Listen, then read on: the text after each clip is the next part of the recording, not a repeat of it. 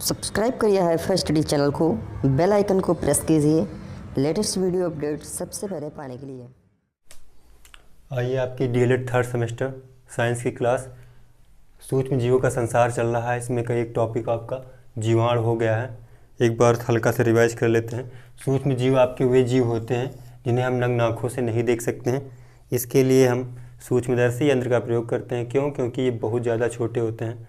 इनका आकार माइक्रोन में मापते हैं। माइक्रोन एक मापक पैमाना है इनके लिए। और एंटोनी वान लुएनहॉक सूक्ष्म जीव संसार के खोज के जनक माने जाते हैं। ये निवासी कहाँ के थे? हॉलैंड के। और अब दूसरा आ रहा है विषाणु। विषाणुओं के बारे में आज आप डिटेल में पढ़ेंगे। तो विषाणु के बारे में, विषाणु यानी कि वायरस, लगातार आप लोग सुन ही रहे हैं। कोरोना वायरस डिसीज कोविड-19 ये बहुत चर्चा में है आजकल। हर जगह वायरस की बातें होती हैं। तो आज हम वायरस के बारे में इंट्रोडक्शन प्राप्त करेंगे। परिचय सबसे पहले इनका इंट्रोडक्शन। वायरस ऐसे होते हैं जो प्रोटीन और न्यूक्लिक अम्ल के बने परजीवी होते हैं। उपकोशिकीय परजीवी, प्रोटीन और न्यूक्लिक अम्ल के बने उपकोशिकीय परजीवी होते हैं। इनमें प्रोटीन पाई जाती है, ठीक है, प्लस में न्यूक्लिक अम्ल के रूप में डीएनए या फिर आरएनए, दोनों एक ही में नहीं पाए जाएंगे। कोई एक वायरस है तो उसमें या फिर डीएनए होगा या फिर आरएनए, या फिर डीएनए मतलब डीऑक्सी राइबोन्यूक्लिक अम्ल और आरएनए राइबोन्यूक्लिक अम्ल, दोनों में से एक ही होगा। तो डीएनए या फिर आरएनए।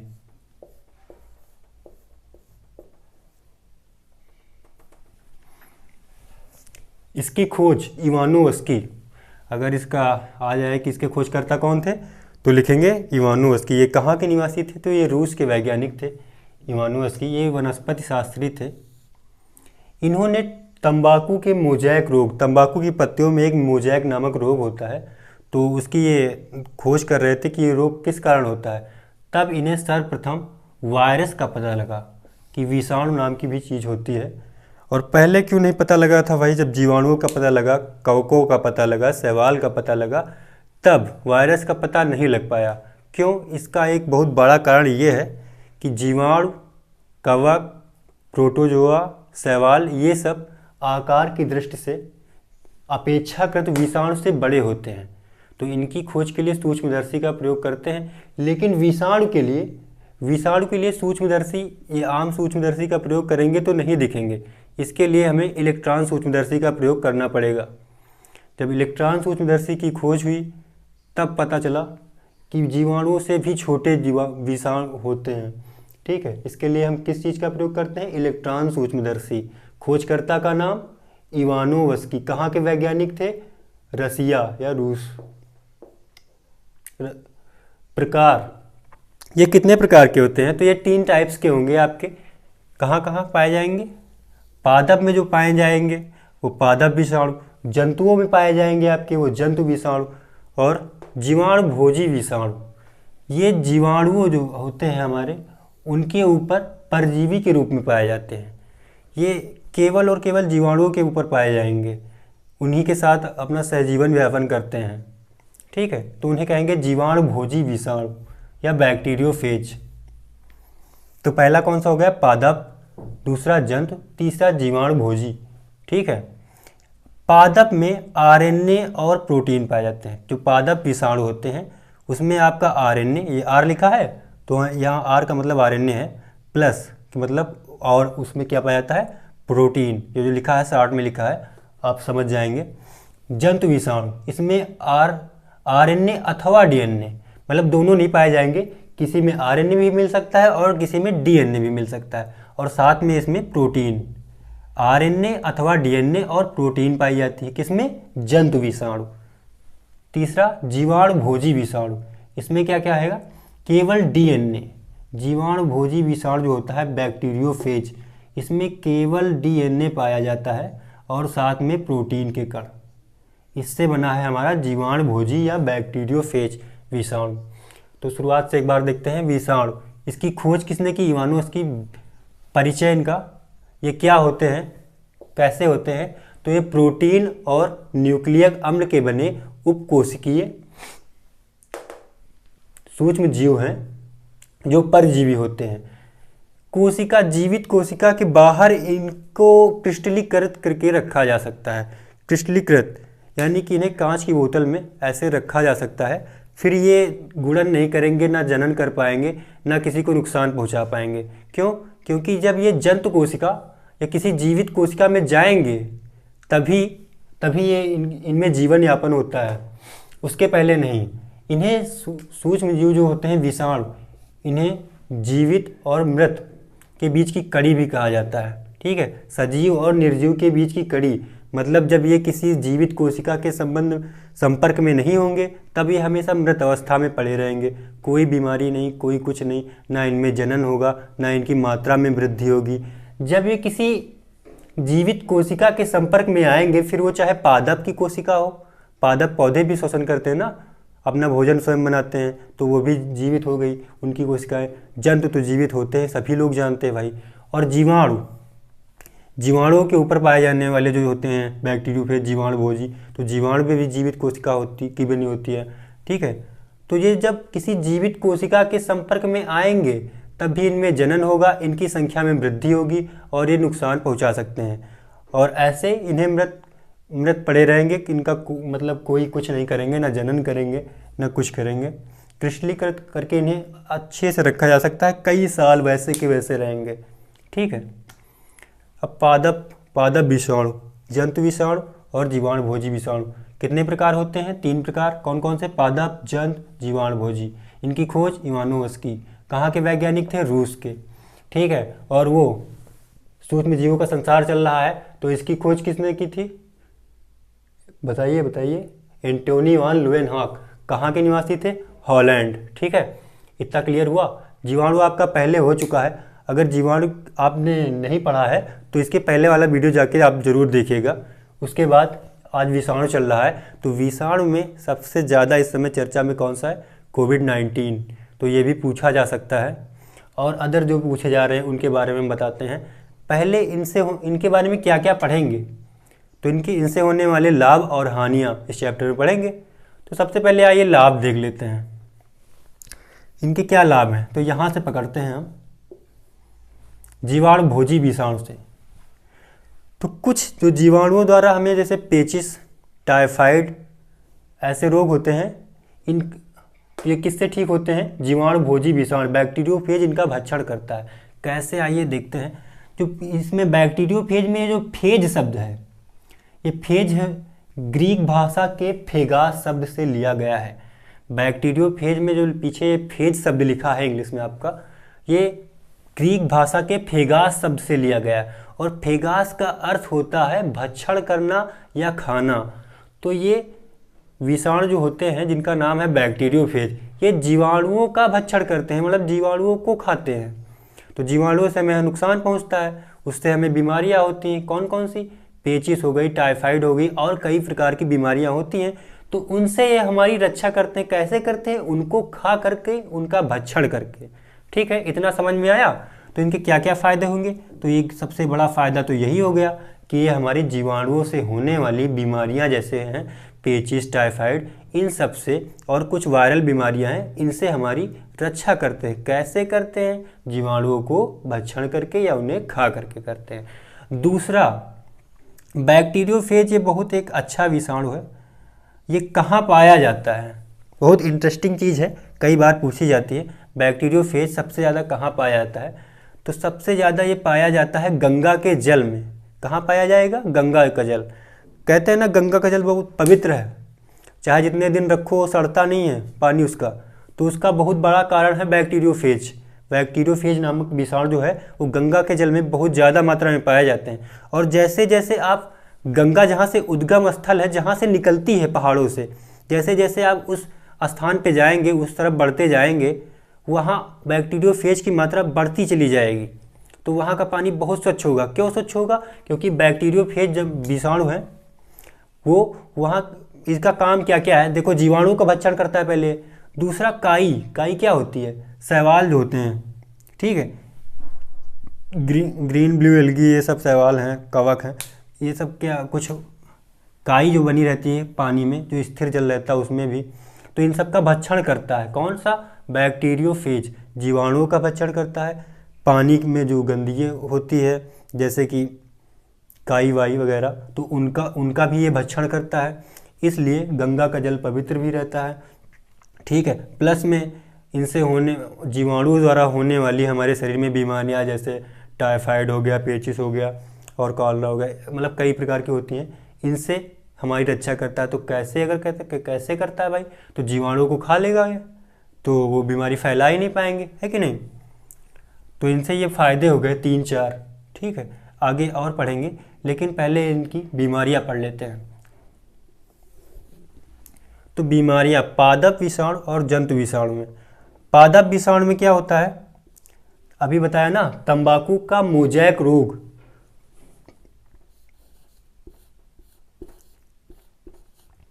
मोजैक, तंबाकू का मोजैक रोग, तो इसमें जो पत्तियां होती हैं वो जालीदार हो जाती हैं, कई मतलब एकदम अल्प पारदर्शी टाइप में दिखेंगे ना, तो थोड़ा सा उस तरफ भी दिखाई देगा, एकदम जालीनुमा, उसकी पत्ती थोड़ी सी सड़ जाती है, तो उसे कहते हैं मोजैक रोग, तंबाकू का मोजैक रोग।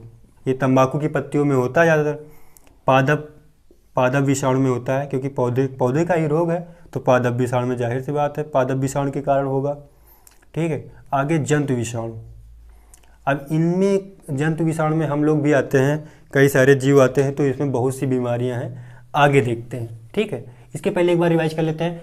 विषाणु, वायरस, परिचय, ये क्या होते हैं, प्रोटीन तथा न्यूक्लियक अम्ल के रूप में डीएनए या फिर आरएनए में से कोई एक ही पाया जाएगा। डीएनए होगा या फिर आरएनए होगा, साथ में इनके प्रोटीन होगा। ठीक है, मिलकर बने होते हैं। ये निर्जीव तथा सजीव के बीच की कड़ी कहे जाते हैं, क्योंकि ये सजीवों के संपर्क में आकर ही अपना जनन करते हैं, जनन प्रजनन, जिससे इनकी मात्रा में वृद्धि होती है और नुकसान पहुंचा सकते हैं।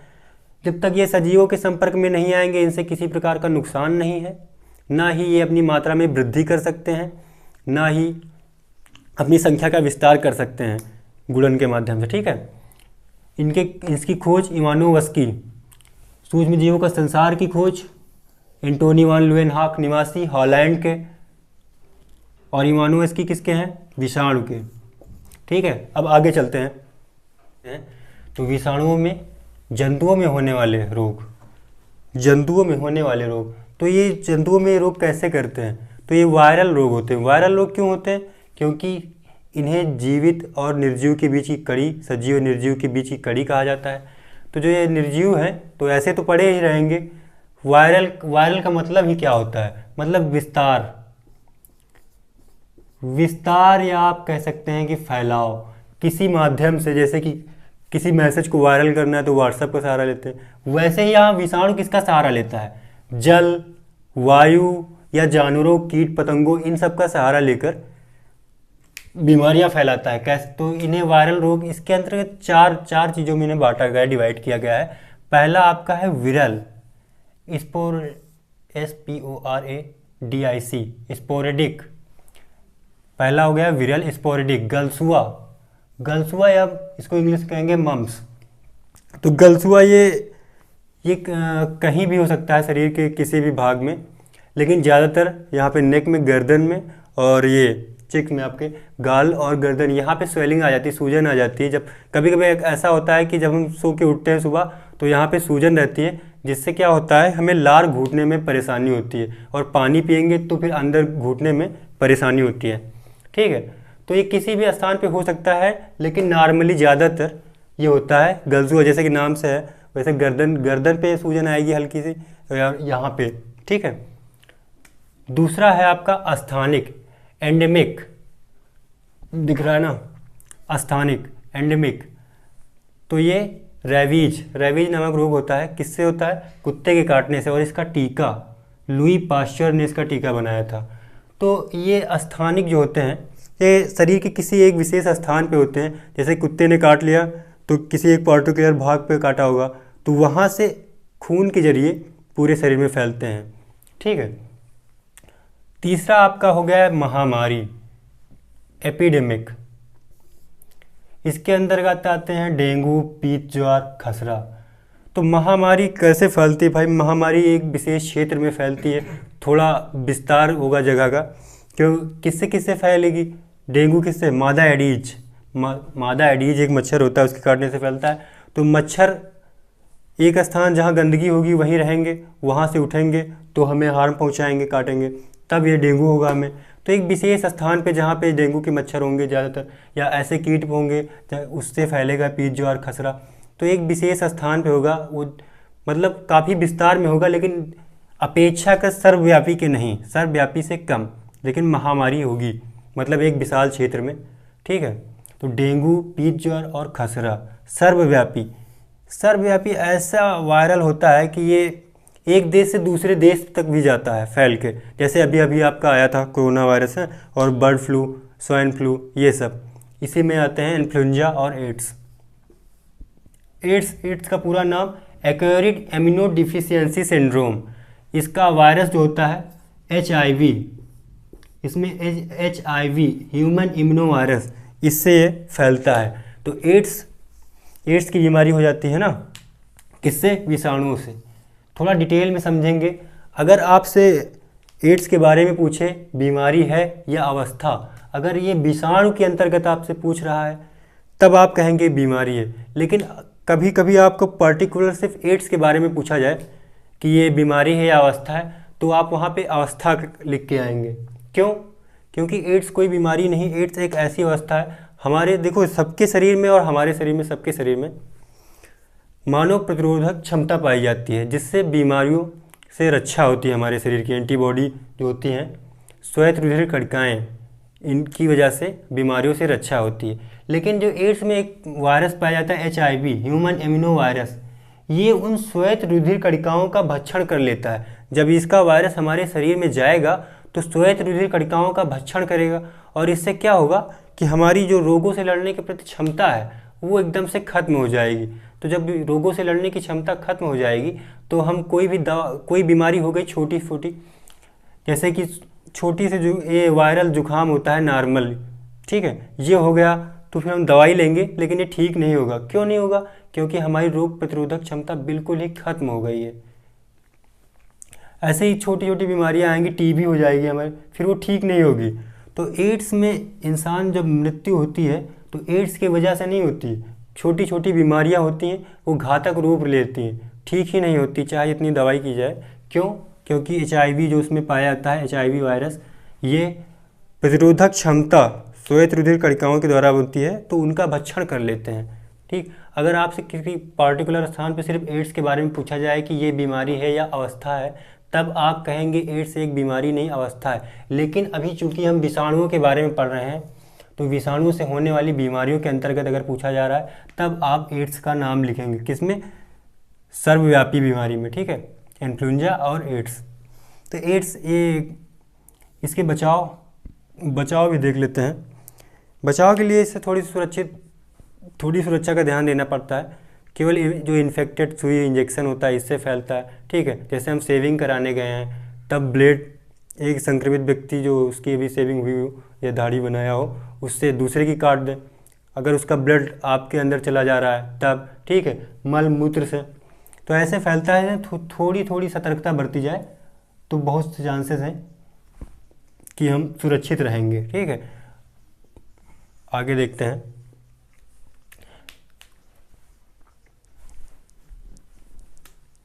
एड्स, ये 1 दिसंबर को विश्व एड्स दिवस मनाया जाता है।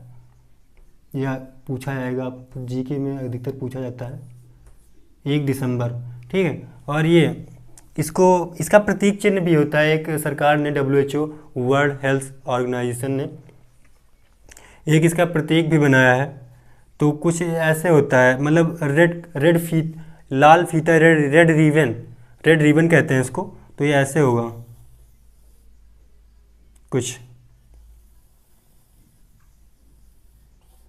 ऐसे होगा। ये अभी तो यहाँ पे काला है, बट वो रेड होता है ना। ये बोर्ड में सही से समझाने के लिए, ठीक है, इसका प्रतीक चिन्ह यही होगा, रेड रिबन।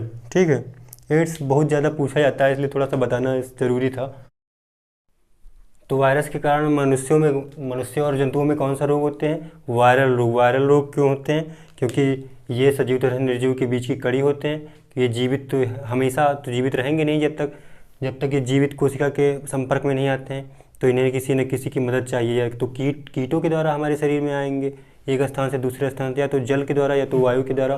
ठीक है, तो इन्हें 3-4 भागों में बांटा गया, आपको पढ़ाया जा चुका है। एड्स के बारे में बताया गया है कि एड्स एक अवस्था है, बीमारी नहीं। क्यों? क्योंकि इसके अंदर जो HIV नामक वायरस होता है, एड्स का वायरस किसे कहते हैं? HIV वायरस को एड्स का वायरस कहते हैं, ह्यूमन इम्यूनो वायरस। ठीक है, ये इसका काम क्या है? ये मनुष्य के शरीर में पाई जाने वाली श्वेत रुधिर कणिकाओं को भक्षण करता है या उन्हीं पे डायरेक्ट अटैक करता है। तो इसके अटैक से क्या होता है कि हमारे शरीर में रोग प्रतिरोधक क्षमता, ठीक है, इसका नाश हो जाता है या कम हो जाती है।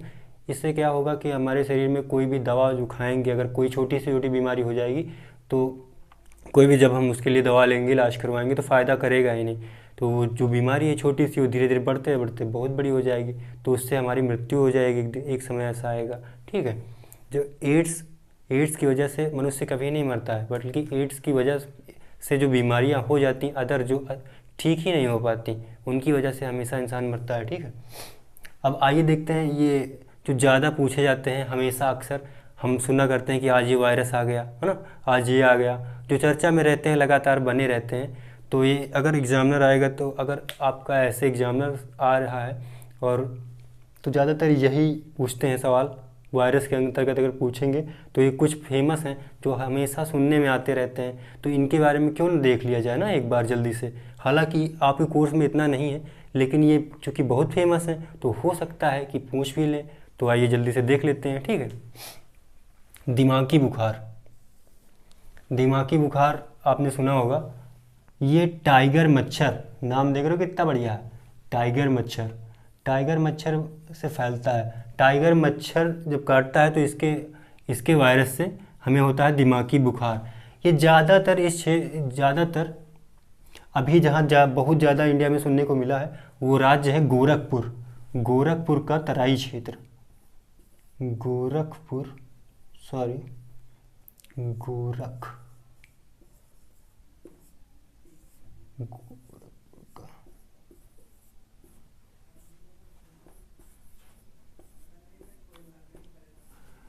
तो गोरखपुर के तराई क्षेत्र का मतलब जानते हैं? जहाँ पे बगल नदी वदी निकली हो, थोड़ा सा ज़मीन जो होती है वो ढलान पे रहती नहीं, ढालू रहती है, अक्सर ज़्यादातर वहाँ पे पानी भरा ही रहता है।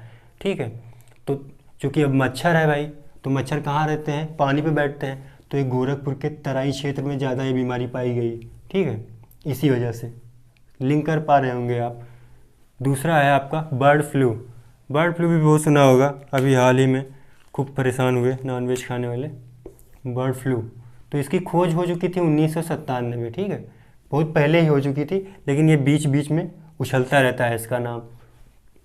ये सबसे ज़्यादा कहाँ पाया, मतलब किस में दिखा है? मुर्गियों में।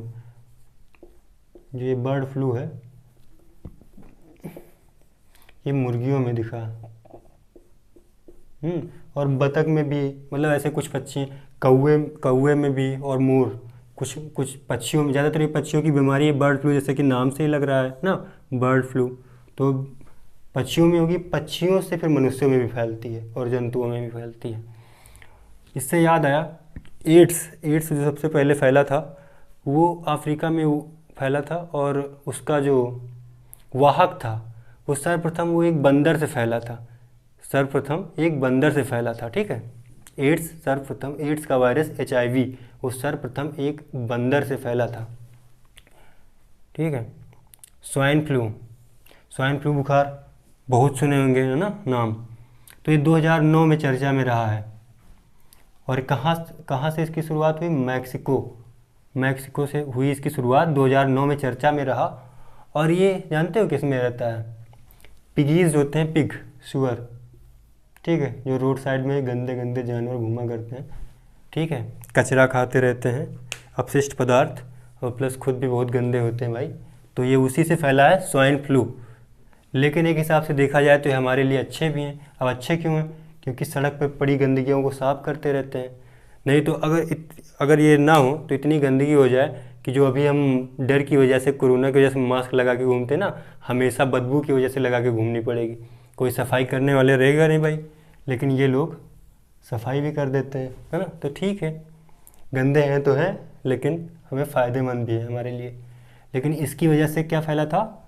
Swine flu. मतलब सबसे पहले इसमें देखा गया स्वाइन फ्लू के लक्षण, इसके बाद से मनुष्यों में आए। ठीक है। इबोला वायरस 2014-15 में चर्चा में रहा है। इबोला वायरस 2014 और 15 में चर्चा में रहा है, लेकिन इसकी खोज कब हो गई थी? 1976 में ही। ये 1976 में ही इसकी खोज हो गई थी, लेकिन अभी हाल ही में 2014-15 में चर्चा में रहा है। ये भी अफ्रीका। ठीक है। येलो फीवर, पीत ज्वर, ये भी अफ्रीका। ठीक है। स्मॉल पॉक्स किसे कहते हैं? चेचक। ये भी एक विषाणु जनित रोग है। तो वेरियोला विषाणु, ये नाम याद कर लेना। वेरियोला विषाणु क्यों जरूरी है? क्योंकि जितने भी वायरस होते हैं उनमें आज तक जो सबसे बड़ा वायरस देखा गया है, जिसका मतलब आकार में जो सबसे बड़ा वायरस था, वो चेचक यही है, वेरियोला विषाणु। इसी का देखा गया है कि अभी तक जितने वायरस थे उनमें से सबसे बड़ा वायरस वेरियोला विषाणु, ये स्मॉल पॉक्स या चेचक का विषाणु का। ठीक है। चेचक का जो विषाणु है या वायरस, ये सबसे बड़ा, वायरसों में सबसे बड़ा है आकार में। और ये इसका टीका किसने बनाया था? तो एडवर्ड जेनर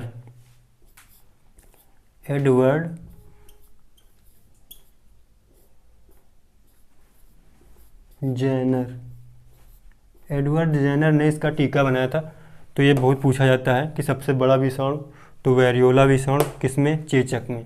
ठीक है। और चेचक के टीके का निर्माण एडवर्ड जेनर ने। एक होता है, अब सबसे बड़ा है तो सबसे छोटा भी पूछ लिया जाता है ना। तो ये एक है टोबैको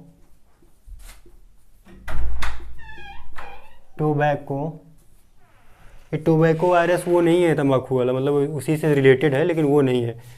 नेक्रोसिस,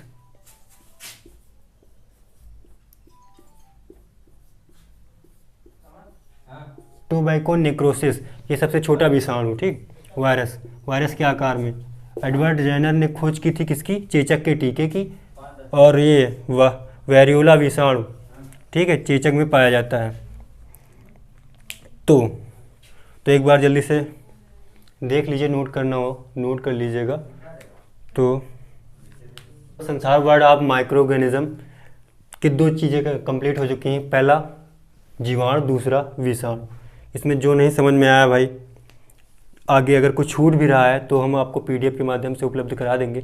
ज़रूर, कुछ छूटेगा नहीं इसमें का, इसकी चिंता आप बिल्कुल मत कीजिएगा। और इसको रिवाइज करते रहना, और PDF भी जल्दी ही सेंड कर दी जाएगी, इसके इंपॉर्टेंट नोट्स जो भी होंगे। और एक बार जल्दी से रिवाइज कर लेंगे। तो विषाणु जो होते हैं न्यूक्लियक अम्ल तथा प्रोटीन के बने होते हैं। इसमें प्रोटीन के रूप में, वो न्यूक्लियक अम्ल के रूप में RNA या फिर DNA, दोनों नहीं पाए जाएंगे किसी एक वायरस में। ये दोनों नहीं पाए जाएंगे, या तो फिर RNA पाया जाता है या तो DNA पाया जाएगा। विषाणु क्या होते हैं? ये सजीव और निर्जीव के बीच की कड़ी माने जाते हैं। क्यों? क्योंकि ये जब तक जीवित कोशिकाओं के संपर्क में नहीं आएंगे तब तक ना जनन कर पाएंगे, ना ही अपनी संख्या को बढ़ा पाएंगे, ना ही किसी को हानि पहुंचा पाएंगे। जब ये दूसरी कोशिका में आते हैं, सजीव कोशिका के अंतर्गत, फिर वो चाहे पादप की कोशिका हो या जंतु की हो या तो जीवाणु की हो। ठीक है। और बैक्टीरियोफेज विषाणु तो सबसे इम्पॉर्टेंट है ये भाई। कहाँ पाया जाता है सबसे ज़्यादा? तो गंगा के जल में ये सबसे ज़्यादा मात्रा में पाया जाता है। ये भी एक कारण है, मतलब एक साइंटिफिक रीज़न है। आध्यात्मिक रीज़न तो ऐसे है ही है, कहते हैं गंगा का जल पवित्र है, लेकिन ये साइंटिफिक रीज़न है, मतलब साइंस के हिसाब से, कि क्यों गंगा का जल इतना स्वच्छ है, इतने दिनों तक रखने के बाद भी नहीं सड़ता है। तो इसका सीधा एग्जाम्पल हो जाएगा बैक्टीरियोफेज। तो फेज शब्द कहाँ? फेगास शब्द से लिया गया है, ग्रीक भाषा के फेगास शब्द, जिसका अर्थ ही होता है भक्षण करना या खाना। तो किसका भक्षण करते हैं या खाते हैं? तो ये जीवाणुओं का भक्षण करते हैं और उन्हें खाते हैं। तो जीवाणु हमारे लिए हानिकारक हैं, उनसे टाइफाइड, पेचिस, ऐसे कुछ बीमारियां जो होती हैं उनको ये खा लेंगे। तो ये जीवाणु से हमारी रक्षा करेंगे, ठीक है। और ये कुछ फेमस है जो जैसे दिमागी बुखार टाइगर मच्छर के कारण, टाइगर मच्छर जब काटता है तो उसके वायरस के कारण, टाइगर मच्छर काटने से होता है, जैसे डेंगू होता है, ठीक है, मादा एडीज के वैसे। गोरखपुर के तराई क्षेत्र में, अब ये तराई क्षेत्र क्या होता है, जहाँ पे पानी अधिकतर भरा रहता है, ये अधिकतर नदी के किनारे के क्षेत्र होते हैं तराई क्षेत्र, है ना। तो यहाँ पे पानी भरा रहेगा। अब भाई मच्छर हैं वो पानी पे ही अधिकतर बैठते हैं ना, गंदे जल में या रुके हुए जल में, तो फिर वहीं पे ये बैठेंगे भाई। तो ये नहीं तो ऐसा गोरखपुर में किसी भी क्षेत्र में हो सकते थे कि गोरखपुर के भाई किसी भी क्षेत्र में हो सकता था, लेकिन नहीं, ये गोरखपुर के तराई क्षेत्र में स्पेशली क्यों, क्योंकि तराई में भरा रहता है पानी। तराई क्षेत्र, ढालू क्षेत्र नदी का जो होता है उसमें पानी भरा ही रहता है लगभग पूरा पूरा साल। तो वहीं पे इनका निवास स्थान होता है मच्छरों का। मच्छर तो चाहे जहाँ होगा रुके पानी पे ही, स्थिर पानी पे, जल पे ही बैठते हैं ना। तो इस चीज़ को समझ में आ रहा होगा, नहीं तो कमेंट में आप बताइएगा, हम और अच्छे से समझाने की कोशिश करेंगे। बर्ड फ्लू 1997 में इसकी खोज हो गई थी पहले ही, लेकिन ये बीच बीच में चर्चा में रहता है जब ये। और हाँ है, एक बहुत इंटरेस्टिंग बात ये है कि ये भी बर्ड फ्लू, इसकी खोज मतलब ये सबसे पहले कहाँ दिखा था, ये भी चाइना में ही दिखा था, ठीक है। तो चीन में, जैसे अभी कोरोना वायरस आया है ना, कोविड-19 कोरोना वायरस डिसीज़ पूरा ना, तो वो चीन से आया ना, वैसे ये भी चीन वालों की ही देन है भैया।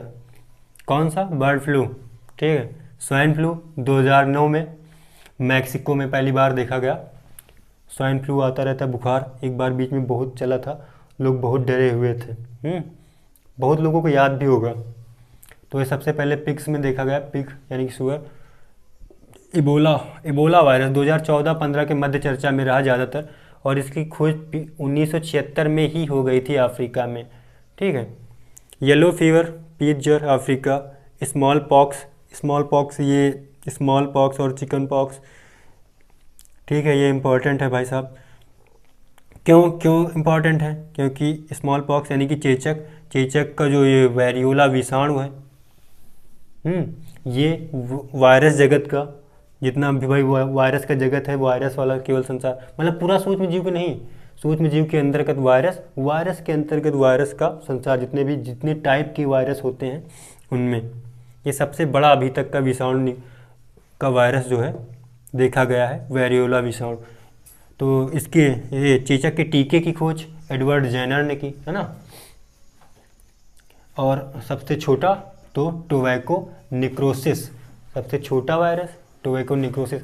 हो सकता है कि अगर कुछ गलत हो गया हो तो उसके लिए भाई माफ़ी चाहेंगे।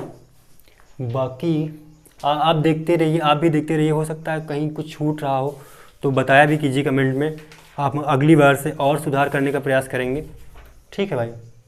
तो चलते हैं, आज की इतनी क्लास, आगे आपको सवाल और कवक और ये भोजन को इन चीज़ों से संरक्षित कैसे रखा जाए, संरक्षित का मतलब बचा के रखा जाए, क्योंकि वायरस और ये बैक्टीरिया, जीवाणु, विषाणु, इन सब से भोजन दूषित होता है, खाते हैं, तो वही संरक्षण मतलब उसको बचाए कैसे और ख़ुद कैसे बचें, ये बचा है अभी। और थोड़ा सा सवाल और कवक में बताना है आपको, बस थोड़ा सा बचा है अभी चैप्टर, शायद 1 या 2 क्लास, या बहुत अगर ज़्यादा खींच दिए तो 3, इससे ज़्यादा की नहीं होगी। उसके बाद आपका नेक्स्ट चैप्टर आ जाएगा जल्दी ही। कोशिश करेंगे कि अब आगे वीडियो थोड़ा जल्दी आए, अभी गैप हो जाता है ज़्यादा, लेकिन और ठीक है, फिर देखते हैं, ज़्यादा बातें मिलते हैं, तब तक के लिए अगले वीडियो में मिलते हैं जल्दी ही। जय हिंद।